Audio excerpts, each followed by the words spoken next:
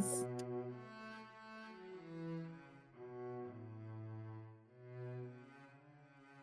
Hello and welcome to Bread and Thread, a podcast about food and domestic history. I'm Liz. And I'm Hazel. We are two friends who studied archaeology together and love history and also making things. This is a podcast about domestic history. And we normally start by talking about things that we have been making and or baking. So what have you been up to?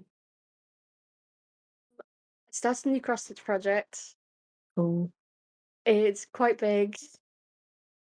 Go on. Um, yeah, I counted about 160 by 240 stitches is what I'm Okay. doing. Yeah. Um, this feels really dorky to say. I'm making Mothra versus Godzilla because I love Mothra and Godzilla, and I wanted to do a big cross-stitch, and I have a lot of green. Just for some reason at the moment I have a lot of green like thread and yarn, and I know green is not a creative colour, but It is known. it I is. Haven't you seen Don't Hug Me, I'm Scared? have. I have. So yeah, I'm doing that, and I'm also using my leftover green to make Nick a new scarf because they need a smart scarf that isn't a pink entrelac one. Ooh, crazy. So what have you been up to? Anything green? Um, I wish. I'm also one of those people that just picks up. Like if I impulse buy any kind of craft related thing, it's probably green because that's my favorite color. But no, I didn't make anything green. Or anything on such an epic scale as Mothra versus Godzilla, which I can't wait to see. I did make an I'll apple send cake. you a progress pic. Excellent. I made an apple cake. Ooh. Yeah, but I didn't get to eat it because it was for my neighbour because she lent me loads of books for my course. Um, but I made it and it was nice, and I used a Kentish apple cake recipe, um, which is the go-to one we normally use, and it is very good and moist. I've never had an apple cake. It is good. I mean, it I would sounds like it's good, but I only started liking cooked apples, like, during lockdown. mm, I don't know if, like, having COVID did something to my taste buds and now I like cooked apple. I might have to try apple cake. maybe. I always send you the recipe. It's good. I find they don't tend to go like mushy. Like there's still a bit of texture. Mhm. Um, and it's quite a soft cake in general, and it's also a really nice pudding if you have it hot with ice cream custard. Oh, that does sound good. Yeah, I yeah. cannot have enough custard, honestly. I'm not a custard person. I don't like it. I just say it because apparently everyone else in this country likes custard. I will forgive you, because it means that there's more custard for the rest of us. That is true, and you are welcome to it. So shall we go on to the main topic? I think we should. I believe it's your turn. It is, and I'm going to talk about Gallus Gallus. I know this one. That's chickens. It is the chicken. I am going to talk about domestic chicken and poultry keeping through the ages. Oh. Because being a food and domestic history podcast, I feel like this covers both aspects, and it is a very domestic thing. Um, And also so chickens are great. and also chickens are great. Um, they are like the most winning of animals. Um, they're just like you can just watch them all day. They're so funny. We have three chickens in our back garden at the moment, but we're having to keep them sort of in their run all the time at the moment because bird flu is here again. So they can't have any contact with wild birds. Um, but they have quite a big run, so they're okay. And they've got lots of things that they can jump on and scratch around in, and general enrichment. Do they have names? They do have names. They are Frodo, Gandalf, and Sam. Excellent. I mean, they're all female chickens, but Frodo. Still excellent names.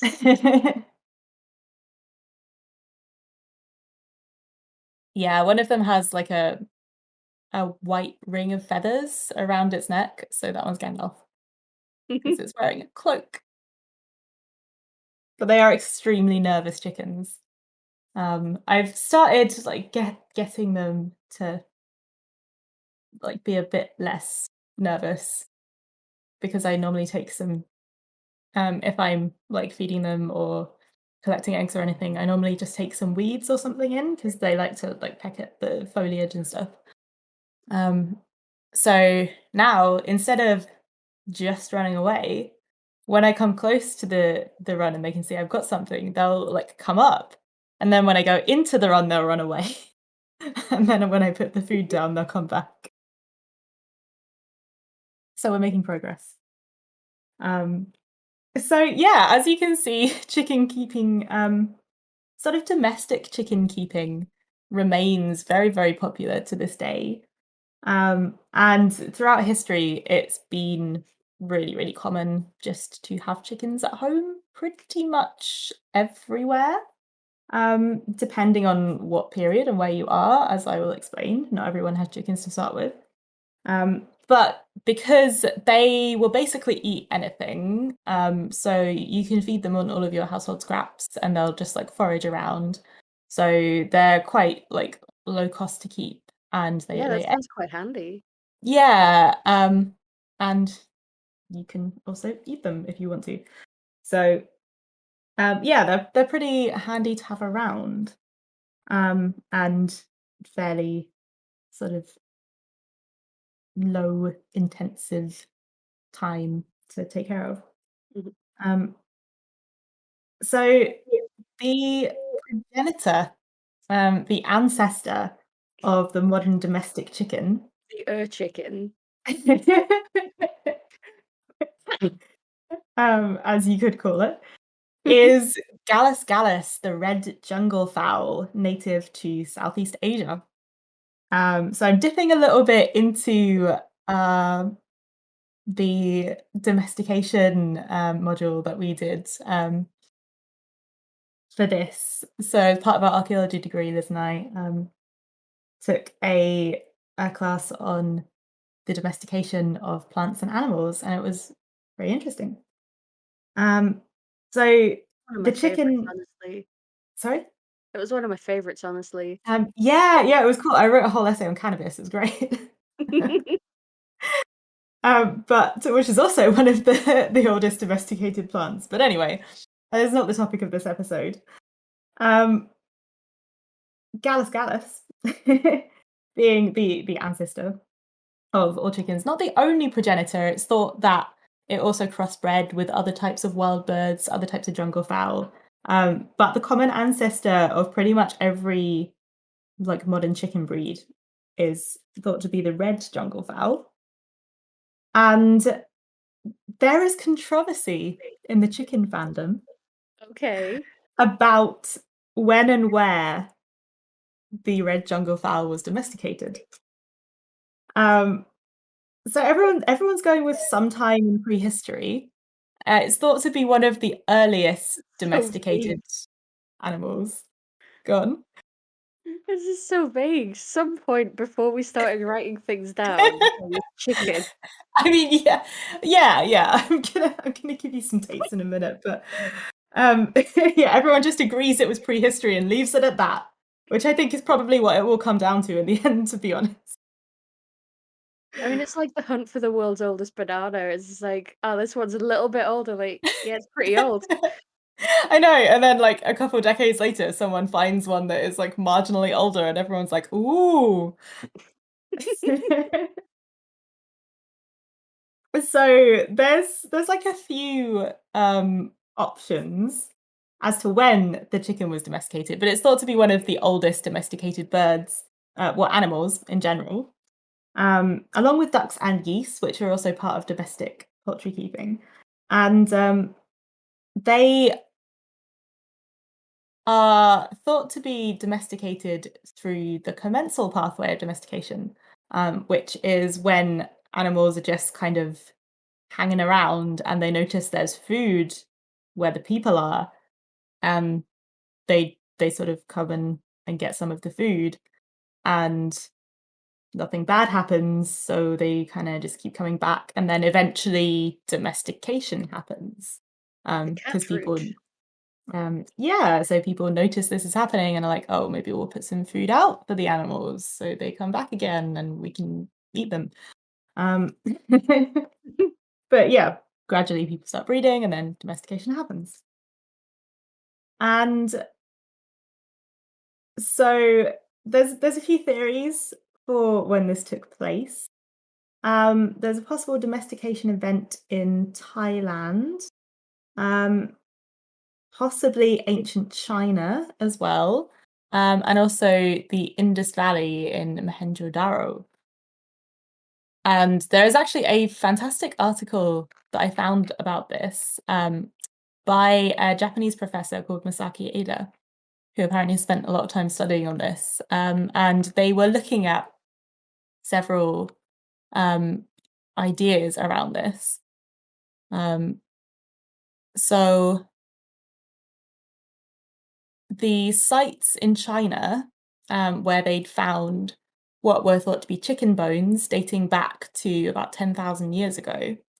Um, this is kind of a controversial one because it later came out that a lot of them were like native pheasant bones. And I'm Okay. sure you know the difficulty in identifying ancient bones. Oh, for sure.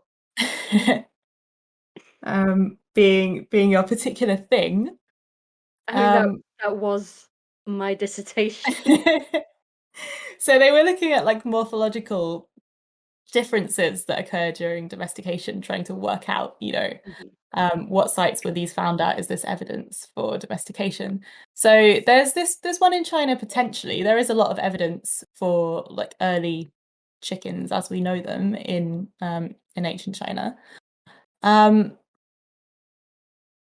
but then it was thought that perhaps the Indus Valley site in Mohenjo-daro was older. This other study I found is kind of challenging that, but it doesn't really give any idea of like what like it says it's kind of difficult to tell. Like you can't really reliably identify which one of these is the oldest domestic chicken. So I think it's probably just kind of one of these. It kind of happened around the same-ish time, just about everywhere in Yeah. this area. Um, but anyway, somewhere in Southeast Asia around this time, chickens became domesticated.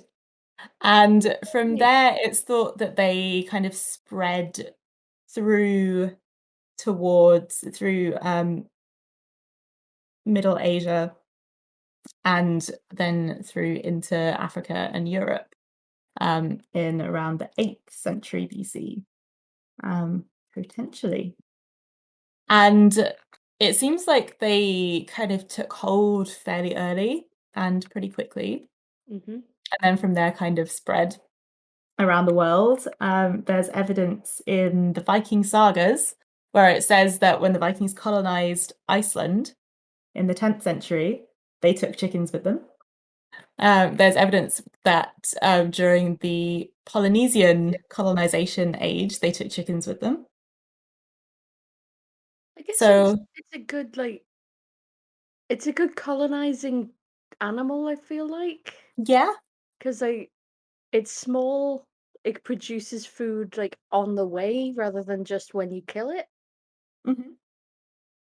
Yeah, they're pretty handy.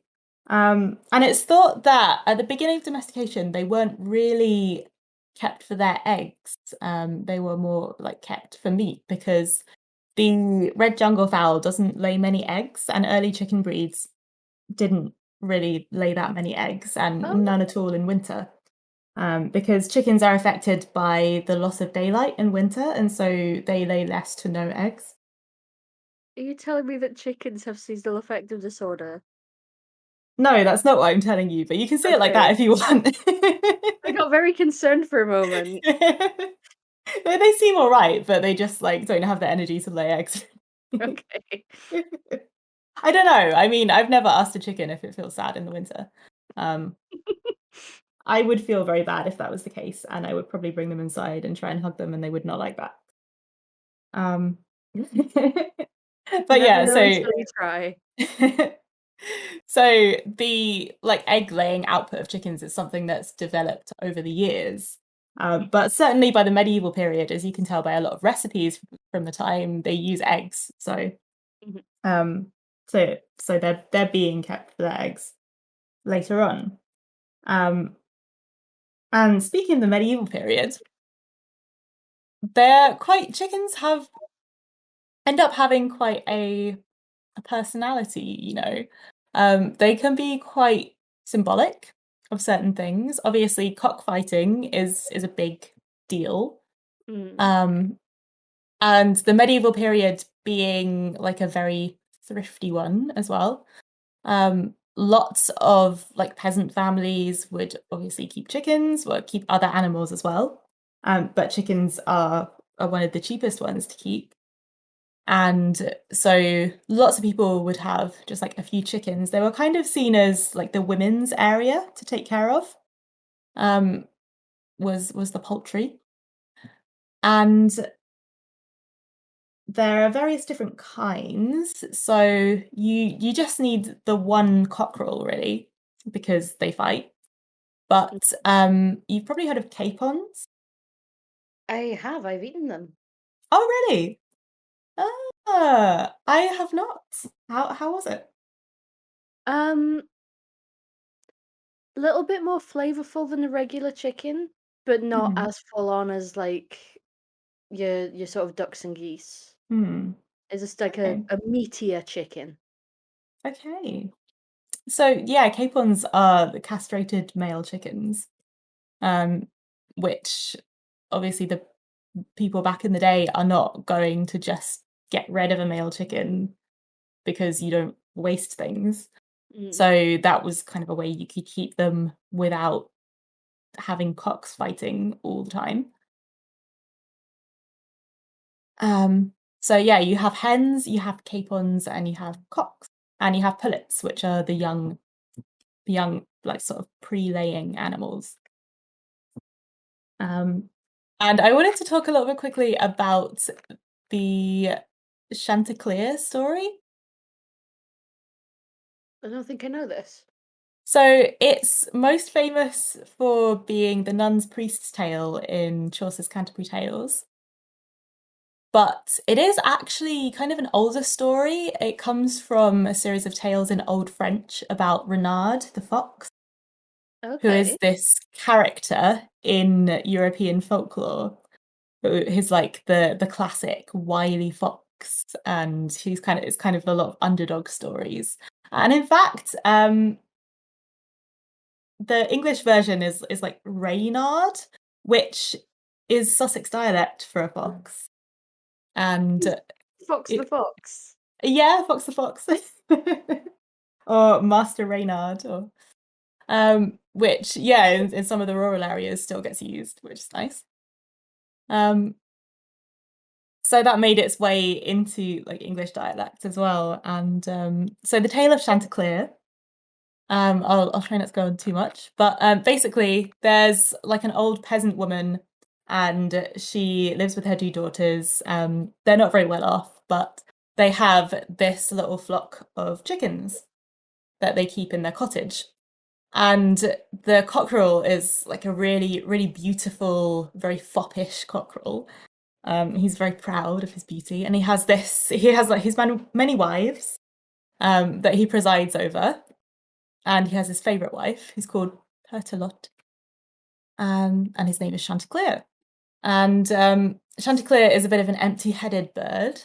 Um, he has a dream that he is going to be captured and die, And he wakes up in the middle of the night and wakes up his favorite wife, and she's like, "It's just a dream. Go back to bed." Anyway, then he meets the fox, Renard, and the fox is very courteous and flatters Chanticleer and tells him that his father was a great singer and that if Chanticleer would only like shut his eyes and stand on his tiptoes and stretch out his neck and crow, he could see if the son sang as beautifully as the father. Oh And dear. I'm sure you can guess what happens there. The Um, Gobby Cockerel is executed? Not quite. So the fox grabs Chanticleer by the throat and starts to run away with him. But Oh. Pertolot, the wife, starts screaming, and then all the chickens start like wailing and clucking. And the woman and her daughters wake up, and they set the dogs out, and they all start running after the fox, who's running away with Chanticleer in his mouth. And then Chanticleer, having a bit of a brainwave, starts to flatter the fox and tells them that he's so much faster. He's got time to turn around and taunt his pursuers, which he does. And of course, as soon as he opens his mouth, Chanticleer jumps out and flutters up to a tree. So, so the moral of the story is that flattery has got them both in a bit of a sticky situation. I like And that. yeah, Chanticleer does get away in most versions of the story that I found. So there you go. So yeah, I like that, and I think Chanticleer seems to be a bit of a sort of medieval nickname for cockerels, and a bit of a symbol of like vanity and empty-headedness. But interestingly, in this story is a reference to a peasants' rebellion of 1381, which is how they can kind of date the story. That's wild. I know. So he Chaucer says that the wailing of the chickens doesn't make half as much noise as Jack Straw and his men, who was the leader of the peasant rebellion. So there you go. That is how chickens relate to the peasant rebellion of 1381. Beautiful. Yeah, so at this point, chickens are being kept kind of around the world. Although geese and ducks are also very popular fowl to keep. And they are migratory, so they are sort of native to a lot more of the world. They've been found in middens in America in prehistory, and kind of across the world as well. Um, so those would also be kept. I haven't got as much information on those because then it gets into its own thing. So that's potentially for a later episode. Mhm. But those being wild as well were frequently hunted, as well as kept in domestic versions. Geese for their feathers as well, for goose quills. But not swans, because even though swans were birds that were eaten, they are a lot more of a high class bird. So we sort of get to the 19th century. I'm going to skip ahead a bit Mhm. um, because it's pretty much just people keeping chickens at home. I mean, they are also on farms, but they're not really to such a big scale. Like chicken, pretty much before the 1950s, was a fairly expensive meat. Um, because they are egg providers as well. So you don't really at that stage you don't want to like kill your chickens unless it's a special occasion or b they've reached the end of the egg laying life because otherwise you're not going to get more eggs. Um, so chickens were a fairly expensive meat and kind of a special occasion thing.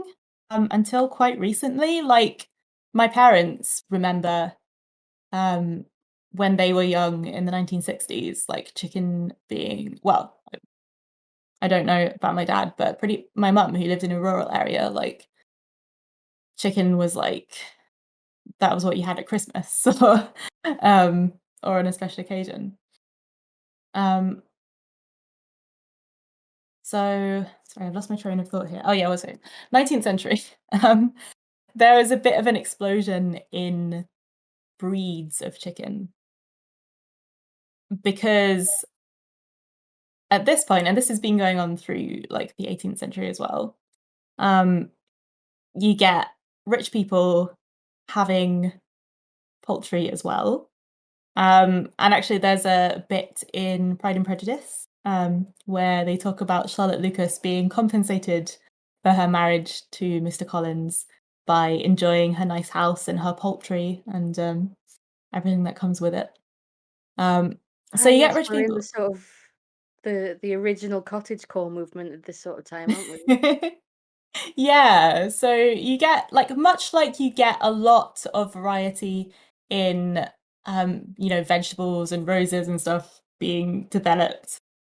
At this time you get the those paintings of just really square cows and pigs.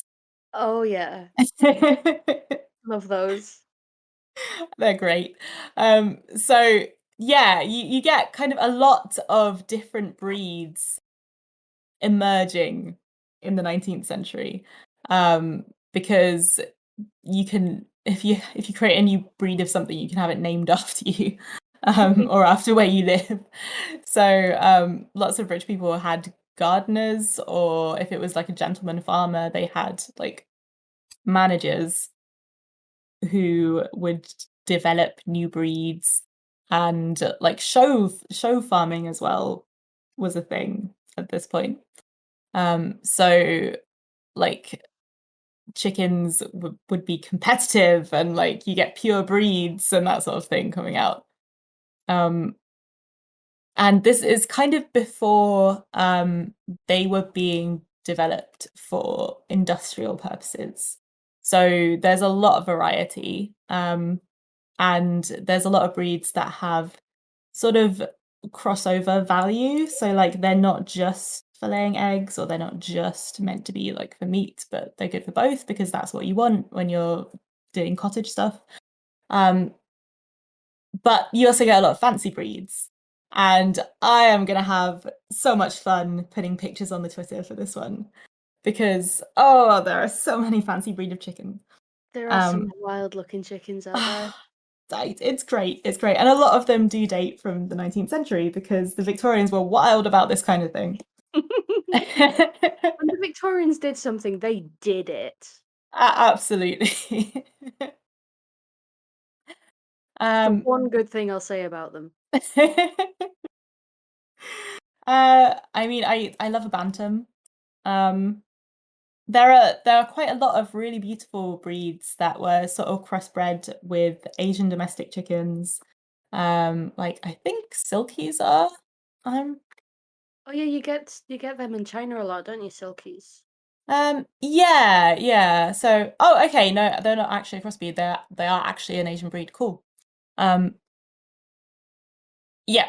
So they are, but well, it's not just the Victorians. This like fancy chicken breeding is going on all over the world as well, of course, because people like to domesticate.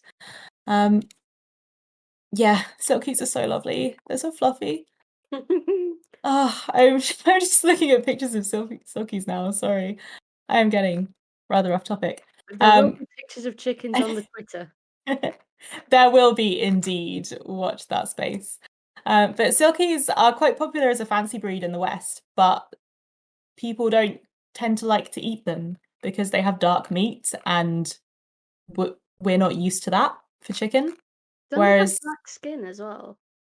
I think so, yeah. So, but they are quite popular as food in Asia, of course. Mhm. Which apparently its tastes kind of the same. It's just dark. Um, What other breeds can I think? I've forgotten the name, but the ones that have like pom-poms on their heads. Um, Oh, I know the ones you mean because I've seen pictures of them wearing little like 80s headbands to keep the feathers out of their faces. yes. So they are fantastic. The speckled Sussex, I think, deserves an honorary mention. That is a particularly handsome chicken. Well, you would say that. I would. Not that I'm biased at all. But it also is like kind of a world famous chicken. Um, they were often sort of imported through colonialization, I think, um, and have ended up in various parts of the world. Um, so yeah, lots and lots of different kinds of chicken, which drops off in popularity going into the 20th century when sort of industrialization of animal farming started to get big, and variety doesn't work very well with that.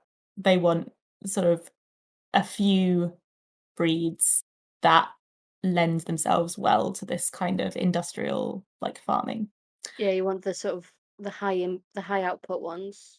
Yeah, pretty much, and that's where you get sort of chickens being developed for just this particular purpose.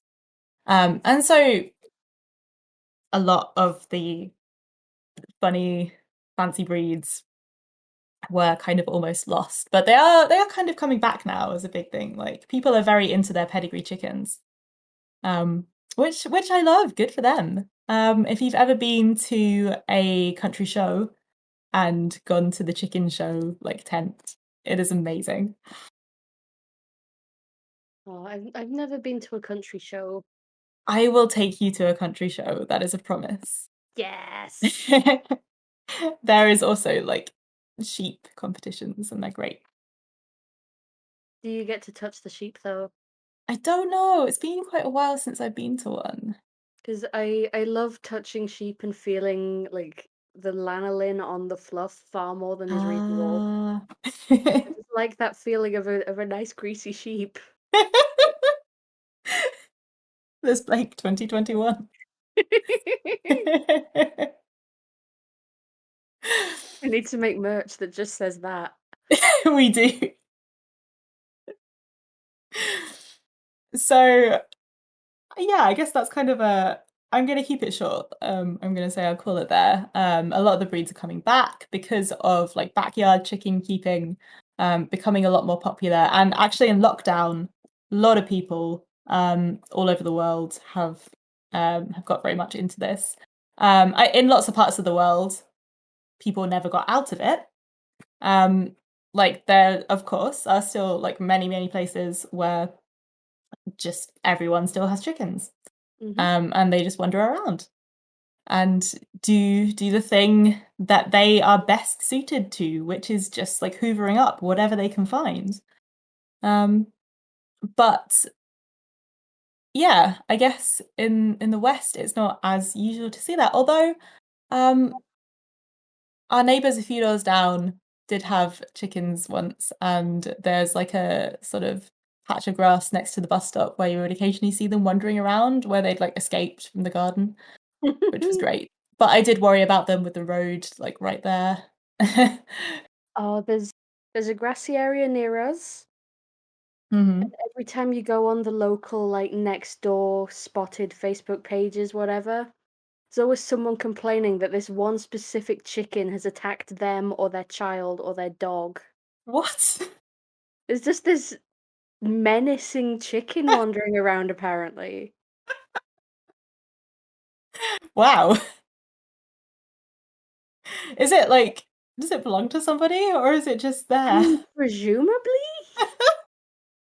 but it's just kind of there. I like the idea that it's feral, like it's I mean, it might be just gone into Rambo mode. because like no one, as far as I'm aware, no one has ever claimed responsibility for the Red Bank chicken. It's definitely a cryptid. Um, But yeah, so it's become really popular in lockdown for a lot of people, and now lots of people have chickens. But of course, it does represent a biosecurity risk sometimes. So Mm. you gotta do your research. But yeah, would recommend. Chickens are great. That is it. I like that's a solid conclusion. There's something about them that's just very domestic, though. Like it's cozy. I think I know what you mean.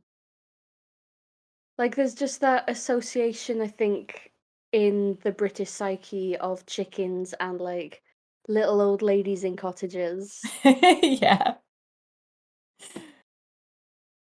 Hello, I'm Mod Pencil from Probably Bad RPG Ideas. If you'd like to hear discussions of ideas such as what if in my urban fantasy game magic turns out to not be real, and what is the best rules for an ogre, then listen to the Probably Bad podcast, which is available on everywhere podcasts are and also YouTube.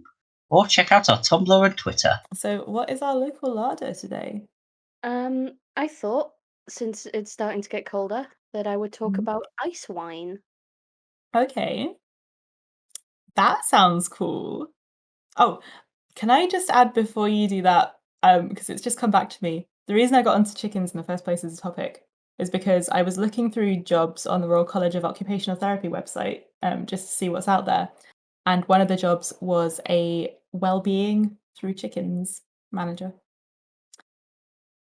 where I they mean, take that sounds chickens. very you. I know, but they take chickens into workplaces and stuff and just cheer people up. And Therapy chickens. yeah, it was a chicken therapy charity. Um, Amazing. and I was very sad that I was not yet qualified. So yeah, tell me about ice wine. So, ice wine is probably one of the rarest kinds of wine from what I'm reading. Okay, Um, I've so certainly it's never seen any. so it's a kind of dessert wine made with grapes which have frozen on the vine. Oh, that's very specific. Um, yeah, legally you can only call it ice wine if they're frozen on the vine. Because Wow. so there are places that freeze the grapes once they've been harvested, but that's not ice wine Oh, properly. it's artificial freezing. Mm. Okay. Yeah, they What call it cryo extraction. what does it taste like? What does it do to the taste? Is it meant to make it better or? Um, so basically the water freezes and the sugars in the grape don't. So it Mhm. produces a sweeter wine. Ah, It's generally done with grapes like Riesling, okay. which is already like a relatively sweet, um, like semi-sweet white wine.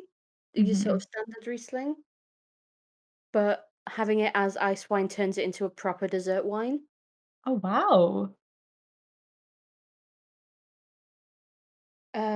So by law, in Canada, you can only call it an ice wine if it's been harvested at -8 Celsius. In Germany, -7.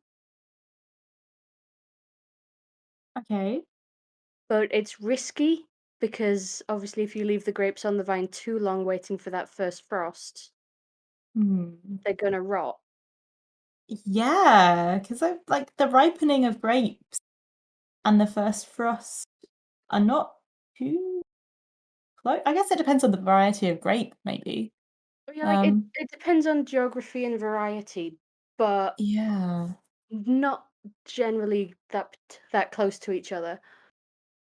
And you also have so there's a thing called noble rot, which I will talk about Mhm. more when we do a wine episode, which will be at some point. Um, but it's a fungus which can affect wine grapes, um, which can create a more concentrated, sweeter wine. Okay. But ice wine doesn't have this fungus. Um, I didn't quite understand the reason why it can't, but it can't. So if you leave it too long, you also have more of a risk of that fungus stopping it being able to do what ice wine does. Okay. So like I said, it is difficult to time it right. There's thought to have only been six 19th century ice wine vintages, Mhm. just because it's that unlikely to actually happen, Wow. which is probably why you now get people doing it artificially with this cryo I extraction, mean, yeah, which I can is basically see a fancy name for just freezing the grapes yourself before you get the juice out. why it's so rare. I I feel like would climate change have an effect on that? Because we don't get the first frost until quite late now, Climate change is having an effect. So it's mostly produced in Germany and Canada, right? and ice winemakers in both have basically they've really been struggling to actually get the temperatures in time. Oh, yeah, that makes sense. Um, because yeah, it sounds like in the 19th century it was more of a freak, quite exciting thing rather than Mhm. something you could expect. Okay, so you couldn't really plan a whole business based on it. No. It did get a little bit easier because they developed technology for getting more juice out of the grapes, so the Mhm. vintage could last longer.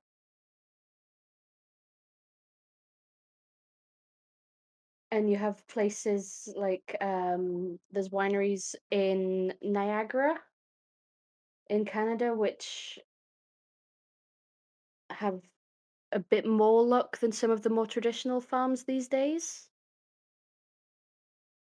Because it's big in Canada because it was taken over by German immigrants in the 70s. Y And obviously Canada gets quite cold. yeah. Guess that makes sense that that would be a Central European thing because it can get quite hot in the summer, but then quite cold in the winter. Yeah.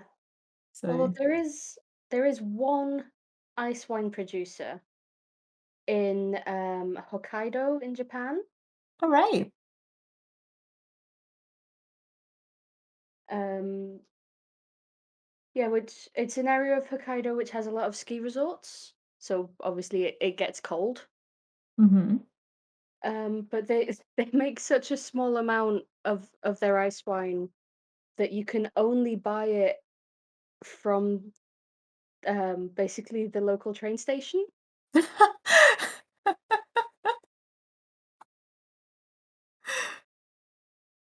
So if you want to go hyper local larder, Hokkaido ice wine. Hokkaido train station. Yeah, Furano Station in central Hokkaido. That's That I is think that's the most local that we've gone so far. yeah, that is incredibly specific. I love it. It's Yeah, so it's spreading a bit in the States now, um, with the same stipulations that are used in Germany show up in Michigan. So there's places around Lake Erie which produce ice wine now, okay. which again the grapes have to be naturally frozen. See, I mean that's it really. It's a sweet wine made with grapes which naturally freeze on the vine. I don't really have a lot to say. I just think it's cool. I'm glad that I now know about that.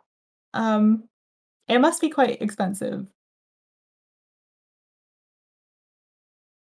Yeah, it's definitely a more luxury thing. Okay, so Just because it's a lot some rarer. possibly some time before either of us would ever get a chance to taste the ice wine, but if enough people donate to the podcast, If you support the Patreon enough, we will go to Hokkaido. we will go and buy ice wine from the train station. Oh, I love the ever increasing list of like ridiculous things. Yeah, the cheapest ice wine I've been able to find is $30 for 375 milliliter bottle. Okay, So like it's not ridiculously expensive, that's but yeah, that's that's also the cheapest ice wine. okay. Yeah, that's not as expensive as I thought it would be, but also that's still expensive. Yeah. So yeah, Hmm. like Hazel said, we have a podcast. We have a podcast. Really? Yeah. Which has a Patreon. Patreon.com/bread and thread, I where would you can never get trust us access with a podcast. to monthly recipes. December's one is going to be Danish style sugar cookies, Mm. as well as a Discord server where we chat about things that we're making and cooking. Join it and follow one patron's exciting adventure to try and make a caterpillar cake. We also have a Twitter at Bread and Thread where you can find information about things we talk about during the episodes, pictures and links, and teasers for upcoming episodes and general things that are going on with us. We also have an email address, breadandthreadpodcast@gmail.com, where you can send us anything you like, any comments on the podcast, your favorite breed of chicken and why, or any suggestions you have for future episodes. We also have a Tumblr where we post similar things to Twitter, as well as reblogging various history things that we come across. And a YouTube where we are uploading old episodes, because I've been told that some people prefer their podcasts on YouTube than on things like Spotify. So thank you for listening, and we'll see you next time.